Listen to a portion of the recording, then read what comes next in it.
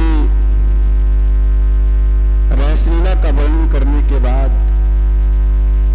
कहते हैं परीक्षित वृंदावन की लीला को संपन्न किया। अब मथुरा की लीला प्रारंभ करते हैं। नारद जी बड़ा जल्दी में है। नारद जी कंस के पास गए और कंस से कहा, महाराज जिन कृष्ण को तुम नंद का पुत्र समझ रहे हो वो नंद के नहीं है, वसुदेव जी की 8वीं संतान है। जैसे ही कृष्ण का प्राकट्य हुआ था, राते रात में वसुदेव नंद के यहां पहुंचा करके और उनकी लाली को, उनकी कन्या को लेकर के आए, जो तुम्हें दिखा दिया, लेकिन तुम मार भी नहीं पाए उसको। और जो देवकी का 7वां गर्भपात हो गया था, वो गर्भपात नहीं हुआ है, वही तो बलराम है जो बाबा नंद के यहाँ रोहिणी नंदन बना हुआ है। और जैसे ही कंस ने सुना, आग बबूला हो गया, वसुदेव देवकी को मारने के लिए तैयार हो गया। नारद जी ने समझाया, महाराज देखो वसुदेव देव की समस्या नहीं है, समस्या है कृष्ण बलराम। जब तक मथुरा में है कृष्ण बलराम, तब तक तुम उन्हें मार नहीं सकते। जब तक वृंदावन में है, एक एक राक्षस को भेजते रहोगे और वहां पर उमरता रहेगा। इसलिए महाराज कृष्ण बलराम को मथुरा बुलवाओ और सब लोग एक साथ मिलकर के कृष्ण बलराम को मार दो। वैसे नहीं मार सकते। और अगर वसुदेव देवकी को तुमने मार दिया तो कृष्ण बलराम मथुरा कभी नहीं आएंगे। कंस की समझ में आ गया, महाराज तो क्या करें। नारद जी ने कहा, धनुष यज्ञ करो। उस धनुष यज्ञ के उत्सव को देखने के बहाने कृष्ण बलराम को बुलाओ। नारद जी तो चले गए। श्रीमन नारायण नारायण नारायण, भजन नारायण नारायण नारायण। कृष्ण के पास आए नारद जी, कहा, प्रभु जल्दी कंस को मारिए। भगवान ने कहा, देखिए किसी को मारना या बचाना ये हमारे अधिकार में नहीं है। व्यक्ति अपने कर्म से ही मरता है, अपने कर्म से ही कष्ट पाता है, अपने कर्म से ही सुख और आनंद भोगता है, अपने कर्म का फल भोगता है। अरे कोई कारण तो बने, बिना कारण के हम किसी को न मार सकते हैं न बचा सकते हैं। नारद जी ने कहा, प्रभु कारण तो बनाकर मैंने तैयार कर दिया, अब जल्दी ही आपको मथुरा जाना पड़ेगा। इधर कंस ने अक्रूर को बुलाया, क्योंकि कंस भी जानता है अक्रूर ही कृष्ण को लाने में समर्थ है, दूसरा कोई कृष्ण को मथुरा नहीं ला सकता। यहां भाव समझें, अक्रूर माने होता है, क्रूर माने दुष्ट और आ माने नहीं। जो क्रूर नहीं है, जो दुष्ट नहीं है, जिसमें अहिंसा का भाव कूट कूट करके भरा है, जिसमें दया कूट कूट करके भरी है, जो बहुत बड़ी गलती करने वाले को भी क्षमा करने का भाव मन में रखता है, वही अक्रूर है। और जिसके मन में अहिंसा का भाव जागृत है, जिसके मन में दया कूट कूट करके भर गई है, जो अक्रूर बन गया है, वही कृष्ण को मथुरा नगरी में बुलाने में समर्थ है। मथुरा नगरी कौन? यह शरीर ही तो मथुरा है। शरीर रूपी मथुरा नगरी में अक्रूर ही केवल कृष्ण को बुला सकते हैं, कोई दूसरा नहीं। इसलिए कंस ने अक्रूर को बुलाया। कहते हैं भागवत जी का एक एक भाव मनन करने के योग्य है, स्मरण करने के योग्य है। अक्रूर जी को बुलाया और कहा, महाराज तुमको मथुरा जाना है। क्यों महाराज? कृष्ण बलराम को लेकर के आना है, धनुष यज्ञ करने जा रहा हूं, उस महोत्सव को देखना है। हमारे बहन के पुत्र हैं, हमारे भांजे हैं, इसलिए उनका आना बहुत जरूरी है। अक्रूर ने मन ही मन सोचा कि कृष्ण को आना तो बहुत जरूरी है। जितनी जल्दी कृष्ण आए, कंस का अंत हो और भक्तों का कल्याण हो। इसलिए अक्रूर ने कहा ठीक है प्रभु, हम कल ही चले जाते हैं। आए, सारी रात नींद नहीं पड़ी अक्रूर को, चिंता लगी है कितनी जल्दी सुबेरा हो और हम वृंदावन जाएं, इन आंखों से कृष्ण का दर्शन करें। बहुत दिन से आंखें तरस रही हैं, बहुत दिन से मन तरस रहा है उनको दर्शन करने, उनके दर्शन करने के लिए, प्रियतम से मिलने के लिए।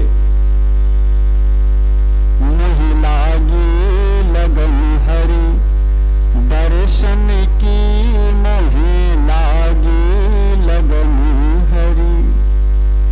जैसे मन में पपीहा बनने, आशा करे नित दर्शन की, नहीं लागी लगन हरि दर्शन की, नहीं लागी लगन हरि। सारी रात विचार करते करते बीती, सुबेरा हुआ, कंस भी जल्दी में है, बहुत सवेरे रथ भिजवा दिया अपना। उस रथ में अक्रूर बैठे चले, हवा के समान तीव्र गति से चलने वाले रथ में घोड़े, लेकिन सवेरे से चले, शाम को वृंदावन पहुंचे। क्योंकि अक्रूर दर्शन की लालसा में इतने उतावले हो रहे हैं कि कृष्ण की याद करते करते ध्यान लग गया अक्रूर जी का, तो ध्यानस्थ बैठे हैं, रथ हाँकने ही भूल गए, घोड़े खड़े हैं तो खड़े ही रह गए, पूरा दिन खड़े रहे घोड़े। शाम हुई तब देखा शाम होने वाली, अभी तो बीच रास्ते में हूं, जल्दी से रस्सी खींचा, घोड़े भगे और मथुरा की सीमा पर पहुंच गए। कृष्ण शाम को गाय चरा करके, गौचारण करके वापस हुए हैं, उनके चरण चिन्ह वृंदावन की धूल में बने हुए हैं। चरण चिन्हों को देखा तो अक्रूर रथ से नीचे कूद पड़े और फिर चरण चिन्हों का वंदन करते हुए लेटे लेटे जा रहे हैं, जैसे लेटे लेटे लोग परिक्रमा करते हैं लेट करके। ऐसे प्रत्येक चरण चिन्ह का वंदन करते करते वहां पहुंच गए जहां गौशाले में गाय बांध रहे हैं भगवान कृष्ण। भगवान कन्हैया को देखा, अक्रूर दौड़ करके आए, चरणों में गिरने को हुए, लेकिन कन्हैया ने उठा लिया, अक्रूर को छाती से लगा लिया। काका जी क्या कर रहे हो, उल्टी गंगा बहा रहे हो, खुद प्रणाम करने लगे। अक्रूर ने कहा कन्हैया मोहिनी मत डालो, मैं जानता हूं तुम कौन हो प्रभु, बहुत वर्षों से प्यासा जीव छटपटा रहा था, तड़प रहा था, आज कई जन्मों की प्यास बुझी है नाथ। आज अंतर के भाव, अंतर के उद्गार प्रकट होने दो प्रभु, उनको रोको मत। और फिर बहुत बातें हुई, कन्हैया को बताया मैं लेने आया हूं। भगवान कन्हैया ने कहा सब कुछ बताना, लेकिन और गुप्त बात कोई मत बताना बाबा जी को।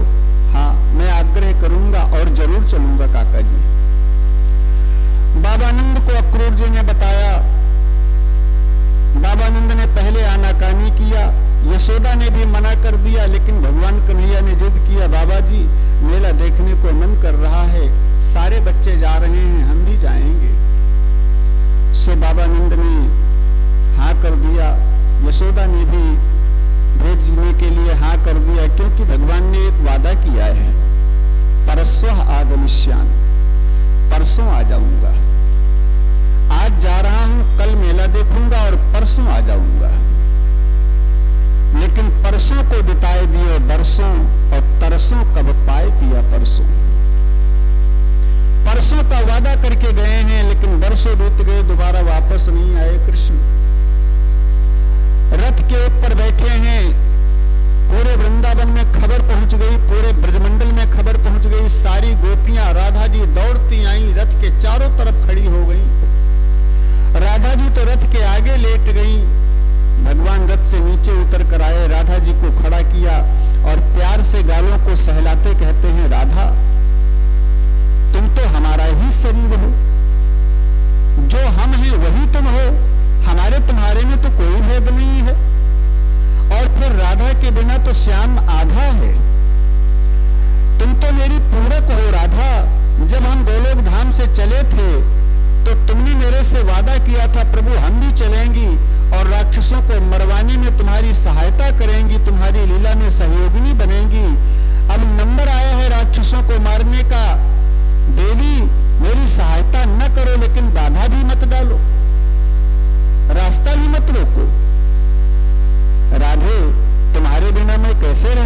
हूं, लीला के कारण तो तुम यहां हो, हम वहां, एक दूसरे से अलग हो रहे हैं, लेकिन वास्तव में तत्व दृष्टि से देखा जाए तो राधा और श्याम दोनों अलग कभी नहीं हो सकते हैं, कभी अलग नहीं हो सकते हैं। राधा श्याम दोनों एक दूसरे के पूरक हैं, दोनों एक दूसरे के साथी हैं, दोनों एक दूसरे का शरीर हैं, भिन्न होते हुए भी अभिन्न हैं। बंसी और कमली दिया राधा जी को, इसको संभाल करके रखना, ये मेरा ही स्वरूप समझना, मेरी बंसी को कभी कोई कष्ट न हो, ऐसे राधा जी को समझा करके शांत किया। सारी गोपियों को भी आश्वासन दिया जो रो रही हैं खड़ी, सारी गोपियों को आश्वासन दिया, परसों आ जाऊंगा देवियों, तुम्हारे प्रेम को मैं कहां ठुकरा सकता हूं, तुम्हारे जैसा प्रेम मैं कहां पा सकता हूं देवियों। और सबको समझा करके सांत्वना दे करके भगवान कृष्ण वहां से चलते हैं। कहते हैं हवा से बातें करते हुए घोड़े द्रुत गति से रथ दौड़ता हुआ जा रहा है। जहां तक रथ के घोड़ों की टापों से और रथ के पहिया से उड़ती हुई धूल दिखाई पड़ी, तब तक गोपियां रथ की ओर ही देखती रहती हैं। और जब धूल ही दिखना बंद हो गई, तब गोपियां हताश, निराश, उदास, मूर्छित होकर के गिर पड़ी। होश आया तो कृष्ण कृष्ण कृष्ण यही ध्वनि निकलती है मुंह से। तेरी आँखियां ही जादू भरी, बिहारी मैं तो कब से खड़ी, तेरी आँखियां ही जादू भरी, बिहारी मैं तो कब से खड़ी। सुन लो मेरे श्याम सलोना, तुमने ही मुझे पर कर दिया टोना, कर दिया टोना। मैं तो तोहरे दुआरे पड़ी, मैं तो तोहरे दुआरे पड़ी, बिहारी मैं तो कब से खड़ी, तेरी आँखियां ही जादू भरी, बिहारी मैं तो कब से खड़ी। बड़ा विरह वेदना गोपियां अपने अंदर भर करके हताश निराश वापस होती हैं। अक्रूर रथ लिए जा रहे हैं, रास्ते में कन्हैया ने अक्रूर की थोड़ी परीक्षा ली। थोड़ी दूर चलने के बाद कन्हैया ने पेट के ऊपर हाथ फेरा, काका जी भूख लग रही है, कुछ खाने की ताई मिलेगा। अक्रूर जी ने मन में सोचा हो गया कल्याण, जो मैं सोच रहा था वो ये नहीं है। मैं सोच रहा था कि ये परमात्मा है, भगवान है, लेकिन 1% नहीं हो सकते, क्योंकि अभी अभी मैंने देखा है यशोदा मैया ने माखन मिश्री भरपेट खिलाया है और भरपेट माखन मिश्री खा करके आ रहे हैं और आधा घंटा नहीं बीता इनको भूख लग गई। और जहां पर ये जा रहे हैं युद्ध के मैदान में, वहां हो सकता है सैकड़ों वर्षों तक युद्ध छिड़ जाए, लगातार युद्ध होता रहे, भोजन पानी कुछ भी नसीब न हो। ऐसी जगह पर जा रहे हैं और इनको तो आधे घंटे में ही भूख लग गई, तो हो गया कल्याण। मैं सोच रहा था कंस मरेगा इनके जाने से, लेकिन कंस नहीं मरेगा। कंस के हाथों से ये बच्चे ही मरेंगे, ऐसा मुझे मालूम पड़ता है। इसलिए किसी के बच्चे ले जाकर के मरवाना ये काम मैं नहीं कर सकता ना। अब थोड़ा कंदमूल फल व्यवस्था करके इनको खिला करके थोड़ा घुमा करके फिर वापस भेज आऊंगा वृंदावन। मैं अकेला ही कंस के पास जाकर के कह दूंगा भैया मेरे को मार डाल, मैं किसी के बच्चे लाकर नहीं मरवा सकता। ज्यादा शंका हो गई अक्रूर के अंदर। इतने में चलते चलते यमुना नदी के किनारे आए। अक्रूर ने कहा कन्हैया थोड़ी देर रथ में बैठो, हम थोड़ा यमुना में जाकर स्नान कर लूं, नहा धो करके फिर आऊं। कन्हैया ने कहा ठीक है जाओ। अक्रूर आए, यमुना में प्रवेश किया और डुबकी लगाई। जब डुबकी लगाई तो देखा जल के अंदर शेष सैया पर भगवान कृष्ण लेटे हुए मंद मंद मुस्कुरा रहे हैं और 4 भुजाओं से युक्त हैं। अक्रूर ने जब देखा शेष सैया पर विराजित तो मन में सोचा कि इनको तो रथ में छोड़कर आया था, ये यहाँ कैसे आ गए 1000 फण वाले नाग के ऊपर। जल के बाहर निकले, सिर निकाला बाहर, रथ में देखा तो रथ में भी दोनों भैया बैठे मंद मंद मुस्कुरा रहे हैं। अक्रूर ने सोचा ये वहां है तो जल के अंदर कौन था। फिर डुबकी लगाई तो फिर देखा जल के अंदर शेष सैया पर। फिर जल के ऊपर जब सिर निकाला तो देखा रथ में बैठे दोनों भैया मंद मंद मुस्कुरा रहे हैं। अब तो अक्रूर की शंका दूर हो गई, जो रथ में बैठे हैं वही जल के अंदर हैं और जो जल के अंदर हैं वही रथ में बैठे हुए हैं। इसका मतलब कृष्ण परमात्मा है। अक्रूर की शंका दूर हो गई, डुबकी लगाई, भगवान कृष्ण का दिव्य दर्शन किया और फिर बड़ी सुंदर स्तुति किया है। 24 श्लोकों में अक्रूर जी ने बड़ी सुंदर स्तुति किया और स्तुति करके फिर जल से बाहर निकले, रथ में आकर के बैठे, चल दिए। भगवान कन्हैया ने कहा काका जी कुछ देखा? अब अक्रूर जी मन में सोच रहे हैं आज तो मैंने वो देख लिया जो बहुत पहले मेरे को देखना चाहिए था। जो जीवन का दर्शन है वो आज मैंने देख लिया, पा लिया, लेकिन ऊपर से कह रहे हैं कुछ नहीं कन्हैया, कुछ नहीं। अब मन में सोचने लगे कि अब कंस जरूर मरेगा, ये परमात्मा है। मथुरा के बाहर यमुना बाग है, कंस का बगीचा, उसमें बाबानंद ग्वालों के समेत पहले से आकर के रुके हैं। कृष्ण बलराम को लेकर बाग में पहुंचे अक्रूर। अक्रूर ने कन्हैया से निवेदन किया, प्रभु ये मथुरा जो ऊंची ऊंची अट्टालिकाएं दिख रही हैं यही मथुरा नगर है। इन ऊंची ऊंची अट्टालिकाओं के मध्य में कहीं मेरी एक छोटी सी झोपड़ी बनी हुई है, प्रभु मेरी कुटिया को चल करके पावन करें। भगवान ने कहा काका जी तुम तो जानते हो जहां कंस होता है वहां मैं रात भर नहीं ठहर सकता। जहां काम तहां राम नहीं और जहां राम नहीं काम, तुलसी दोनों नहीं रहे रवि रजनी एक ठाम। जहां काम होता है, विकार होते हैं, वहां मैं नहीं रहता और जहां मैं होता हूं वहां विकार नहीं होते। यानी जहां कंस है वहां मैं रात भर नहीं ठहर सकता। काका जी आऊंगा, मेरे आने से कंस मरेगा, उसके बाद में आपकी कुटिया को भी आऊंगा, आपके घर को भी आऊंगा। वादा किया, अक्रूर को भेज दिया, विश्राम किया, रात भर सवेरा हुआ। भगवान कृष्ण बलराम ग्वालों को साथ लेकर बाबानंद से आज्ञा लेकर मथुरा नगर घूमने आए। मथुरा नगर की जितनी स्त्रियां हैं सब अट्टालिकाओं के ऊपर खड़ी। अब यहां देखें कंस का एक आदेश है कि कोई कृष्ण से स्वतंत्र रूप से नहीं मिल सकता है, उनका कोई स्वागत नहीं कर सकता है, ऐसा आदेश है। तो स्त्रियों ने सोचा हम रास्ते पर खड़ी होकर के नहीं मिल सकती, नहीं स्वागत कर सकती, तो अपने मकान के ऊपर से खड़ी होकर के फूल बरसा देंगी, स्वागत हो गया। इतना तो कर ही सकती हैं। इसलिए सारी स्त्रियां जो बाहर नहीं निकलने वाली हैं वो झरोखों से झांक झांक करके देखती हैं, अट्टालिकाओं के ऊपर चढ़ी हैं, सुमन वृष्टि कर रही हैं कृष्ण के ऊपर, बलराम के ऊपर। सुमन वृष्टि का मतलब है फूल से नहीं है, सुंदर मन न्यौछावर कर रही है।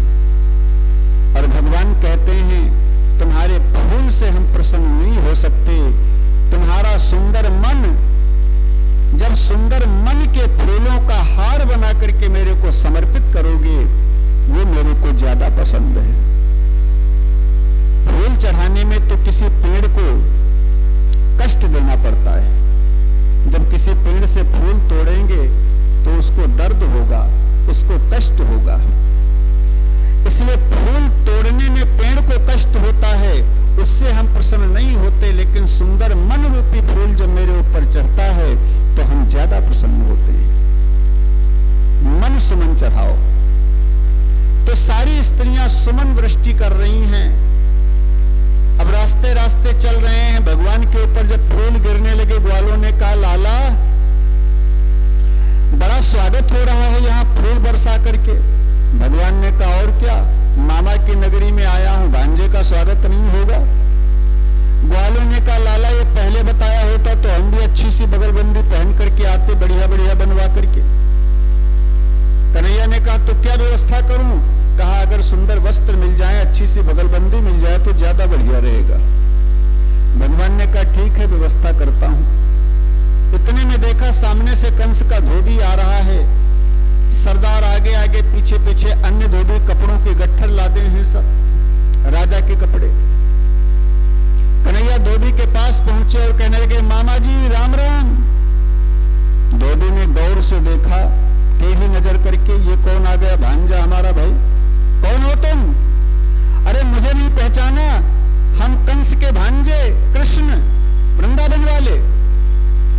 धोबी ने सुना, कहा अच्छा पहचान गया है, तुम्हें किस लिए कंस ने बुलवाया है ये भी जानता हूं, बस केवल एक दिन के मेहमान और हो, कल काम खत्म है?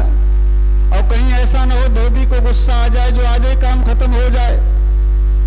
भगवान ने कहा मामा जी ऐसी बात मत बोलो, कुछ वस्त्र दे दो मेरे को पहनने के लिए, हैं? हम भी थोड़ा बन ठन करके जाएं मामा जी के दरबार में, तो मामा जी की इज्जत बढ़ेगी। बहुत बुरा भला कहा कन्हैया ने, बलराम जी बुरा भला कहा धोबी ने। बलराम जी ने कहा लाला ये बहुत ऊंची ऊंची बात कर रहा है, एक थप्पड़ मार लगा दो इसके। भगवान ने कहा जैसी आज्ञा दादाजी। 2 उंगली का तमाचा बनाया, धोबी को मार दिया, मालूम पड़ा तलवार मार दिया हो किसी ने, सर कट करके नीचे गिर गया। और धोबी के शरीर से दिव्य ज्योति निकली जो भगवान कृष्ण के चरणों में समाहित हो गई। माने धोबी का उद्धार हो गया। जब धोबी का सरदार मरा तो जो अन्य छोटे छोटे धोबी थे वो सब कपड़ों के गट्ठर डाल करके वहीं भाग गए। कन्हैया ने ग्वालों से कहा भैया अपने अपने मन के पसंद करके छांट करके कपड़े निकालो और पहनो। सब ग्वालों ने बढ़िया बढ़िया कपड़े निकाले, पहने, राजसी कपड़े, सोने चांदी हीरे जवाहरात से जड़े हुए निकाले, पहने। लेकिन पैजामा कुर्ता इतने लंबे लंबे की सड़क साफ होती जा रही बिना झाड़ू के। ग्वालों ने कहा भाई बड़ी अच्छी बात है लाला, लेकिन ये मांगने जैसे लग रहे हैं वस्त्र। कन्हैया ने कहा ठीक है व्यवस्था करता हूं। एक दर्जी के पास गए, दर्जी ने कपड़ों को काट छांट करके सिल करके सही करके पहना दिए और भगवान से वरदान लेकर के प्रसन्न हुआ। भगवान आगे बढ़े, सुदामा नाम का माली मिला जिसने फूलों का हार पहनाया कृष्ण बलराम को और सब ग्वालों को और आशीर्वाद लिया, प्रसन्न होकर चला गया। आगे बढ़े तो कुब्जा नाम की दासी मिली जो चांदी की कटोरी में चंदन लिए हुए जा रही है कंस को लगाने के लिए। जब कृष्ण को देखा तो चरणों में लौट गई, प्रभु ये चंदन आपके सिवा और किसको समर्पित करूं, ये तो आप ही को समर्पित करने की वस्तु है, इसलिए प्रभु आदेश हो तो लगाऊं। भगवान ने आदेश किया, कुब्जा ने चंदन लगाया कृष्ण बलराम को और सब ग्वालों को चंदन लगाया। बलराम जी ने कहा दादा इसने चंदन समर्पित किया है, थोड़ा इसकी भी दशा सुधार दो, सुंदरता प्रदान करो। भगवान ने पैरों से पैरों को दाब लिया, हाथों को पकड़ करके ऊपर झटकार करके उठा दिया तो एकदम सीधी हो गई। 3 जगह से टेढ़ी थी, एकदम सीधी हो गई और भगवान कृष्ण का हाथ लगने से बड़ी सुंदर हो गई। 16 साल की कन्या के समान सुंदर हो गई कुब्जा। कुब्जा घूंघट से मुंह को ढक करके भगवान के चरणों में सिर झुका करके प्रणाम करके बोली, प्रभु मेरी कुटिया को चल करके पावन करें। भगवान ने कहा कुब्जा आऊंगा लेकिन अभी नहीं। जब तक कंस है मथुरा में तब तक हम ठहर नहीं सकते, इसलिए कंस से निपटने के बाद में आऊंगा। वादा करके कुब्जा को भगवान कृष्ण आगे बढ़े। बनियों ने पान का बीड़ा देकर के बड़ा भव्य दिव्य स्वागत किया कृष्ण का। मुख्य द्वार पर आए बाबा नंद के साथ कुबलिया पीड़ हाथी ने ये पहरेदारों ने रोक लिया, लेकिन भगवान सारे पहरेदारों को धक्का देते हुए जहां विशाल धनुष रखा था शिव जी का, वहां पहुंच गए और शिव जी के विशाल धनुष को उठा करके भगवान ने प्रत्यंचा चढ़ानी शुरू की। प्रत्यंचा चढ़ाते चढ़ाते टूट गया। धनुष 2 टुकड़ों में विभाजित हो गया। एक टुकड़ा बलराम जी ने लिया, एक टुकड़ा कन्हैया ने, और सारे पहरेदारों को मार दिया। 2-4 बचे जाकर कंस को सूचना दिया। कंस ने जैसे सुना धनुष टूट गया, थर्रा गया, कांप गया कंस, और अपने पहलवानों को सुरक्षा व्यवस्था के लिए बुलाने लगा। कुबलिया पीड़ को मुख्य द्वार पर खड़ा करवा दिया। जैसे कृष्ण बलराम आए मुख्य द्वार पर ही चीर फाड़ दिए जाएं, अंदर ना आने पावे। इधर दूसरे दिन कृष्ण बलराम ग्वालों के साथ बाबा नंद के साथ दरबार के अंदर चले। दरबार में कुबलिया पीड़ मुख्य द्वार पर खड़ा है, रास्ता रोक लिया। भगवान ने सूंड पकड़ करके हाथी को आगे खींचा और फिर ऐसा एक घूसा मारा, हाथी नीचे गिरा। फिर घूसों से मार करके हाथी को समाप्त कर दिया, बड़ी जोर से चिंगाड़ा, हाथी मर गया। पहलवान मर करके दूर गिरा। दोनों दांतों को उखाड़ कर एक दांत बलराम जी ने कंधे पर रखा, एक कन्हैया ने कंधे पर रखा और दरबार के अंदर आ गए। उस दरबार में जितने दरबारी बैठे हैं सब कृष्ण बलराम की ओर देखते हैं, लेकिन सबके देखने की दृष्टि अलग अलग है। जो जिस भावना से कृष्ण को देखता है उसको उसी रूप में कृष्ण दर्शन देते हैं। जाकी रही भावना जैसी हरि मूर्ति देखी न तैसी, हरि मूर्ति देखी न तैसी। जिसकी जैसी भावना है अपनी अपनी भावना के अनुसार भगवान के दर्शन करते हैं। राजा लोगों ने राजा के रूप में देखा, पहलवानों ने पहलवान के रूप में देखा, वीरों ने वीर के रूप में देखा, स्त्रियों ने श्रृंगार रस में देखा, बूढ़ी माताओं ने नाती और पोता के रूप में देखा, ग्वालों ने मित्र के रूप में देखा, बाबा नंद तो पुत्र के रूप में देख रहे हैं, पहलवान समझ रहे हैं, लेकिन कंस ने साक्षात काल के रूप में देखा और अपने पहलवानों को पुकारने लगा।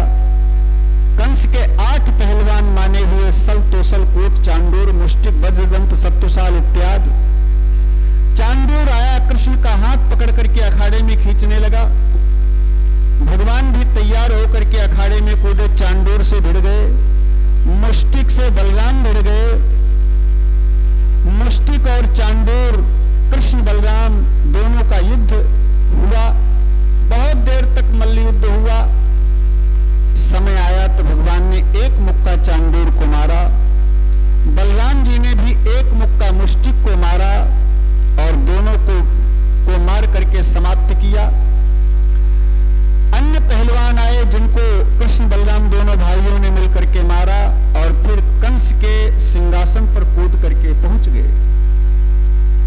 कंस के बालों को पकड़कर रथ से सिंहासन से नीचे खींच लिया, छाती पर चढ़ करके बैठे और एक घूसा मारा, कंस को परम धाम भेज दिया, मार करके उसका उद्धार किया। बोलिए कंस मर्दन भगवान की जय हो। कंस के अन्य साथी संगी जो सैनिक थे वो सब आए, सबको भगवान ने मारा और फिर उसके बाद यमुना नदी के किनारे कंस की लाश को ले जाकर के दाह संस्कार क्रियाकरण किया। कंस की 2 स्त्रियां अस्थि और प्राप्ति जो रोती बिलखती आई, कन्हैया ने ज्ञान की शिक्षा देकर के सबको समझाया।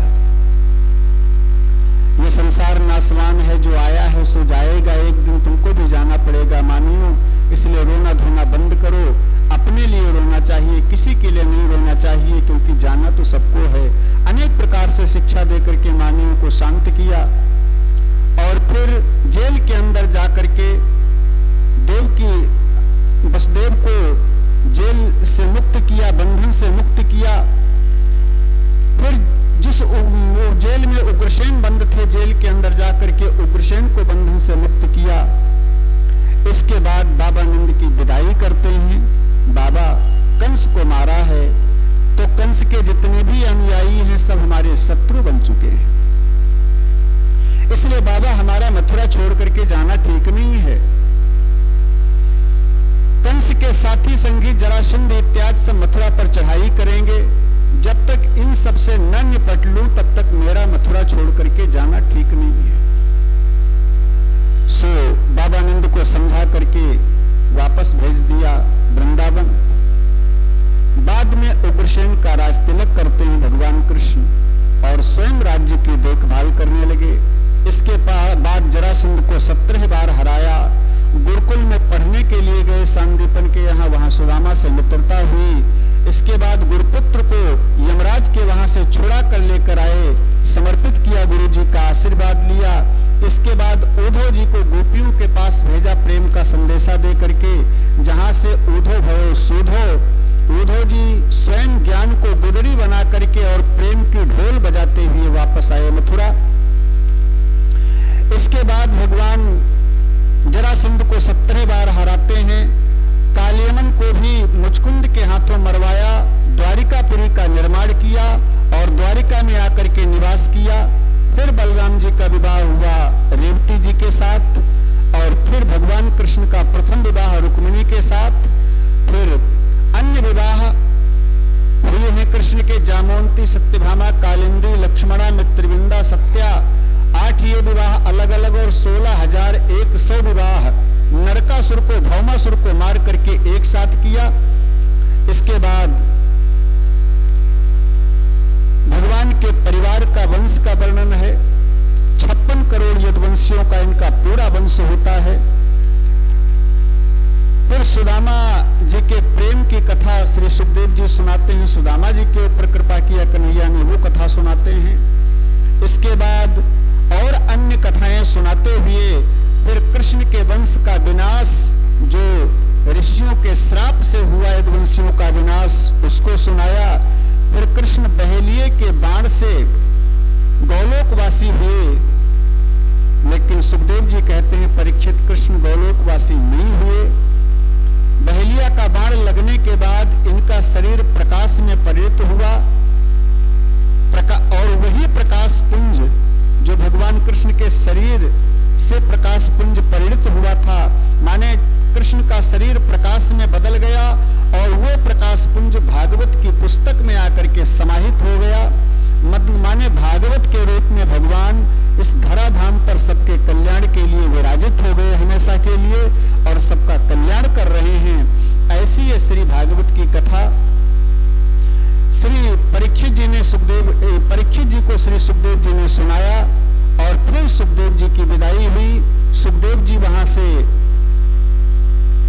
प्रस्थान करते हैं, थोड़ी दूर जाते हुए दिखाई पड़े, फिर कहां चले गए कोई पता नहीं। इसके बाद तक्षक ने आकर परीक्षित को डसा और परीक्षित का सारा शरीर तक्षक के काटते ही काटते भस्मीभूत हो गया। दिव्य देह प्राप्त हो गई परीक्षित को और स्वर्ग से विमान आया, वैकुंठ से विमान आया, जिसमें विराजित होकर के परीक्षित वैकुंठ को प्रस्थान कर गए। ये भागवत जी की महिमा जो आप सब लोगों ने सुना। भागवत जी की कथा बिना सुने हुए किसी प्राणी का निस्तार नहीं हो सकता, किसी प्राणी का कल्याण नहीं हो सकता। इसलिए मानव जीवन पाने के बाद एक बार भागवत जी से जरूर जुड़ना चाहिए, एक बार भागवत जी की कथा जरूर सुननी चाहिए और भागवत जी को हृदयंगम करते हुए भागवतमय जीवन बिताना चाहिए। यही मानव जीवन का धर्म है, यही मानव जीवन का लक्ष्य है और इसी से हमारी मंजिल प्राप्त होने वाली है।